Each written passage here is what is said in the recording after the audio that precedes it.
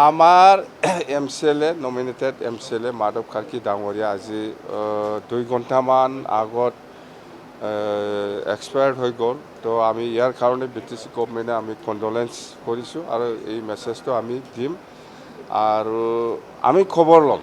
পৰিয়ালৰ লগত যোগাযোগ কৰি পেলাই কি সহায় কৰিব পাৰে আমি দলৰ হৈ সেইটো অফিচিয়েলটো কিবা একটা যাব কিন্তু দল হিচাপেও আমি কিবা একটা সহায় কৰিব পাৰে নেকি সেইটো পৰিয়ালৰ লগত আমি আলোচনা কৰিম আৰু BPF দলৰ ফাউণ্ডাৰ বুলি আমি ক'ব পাৰোঁ মাধৱ কাৰ্কি ডাঙৰীয়া বহুত বছৰৰ পৰা BPF জন্ম হোৱাৰ পৰাই সি আমাৰ লগত একেলগে কাম কৰিছিল আৰু বডফা উপেন্দ্ৰনাথ ব্ৰহ্মৰ লগত একেলগে আন্দোলনত ইহঁতে কাম কৰিছিল গোৰ্খা জাতীয় হিচাপে ৰিপ্ৰেজেণ্ট কৰি পেলাই কাম কৰিছিল। তো যেন হওক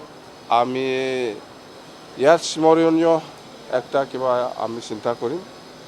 পাৰ্থী লাইনত।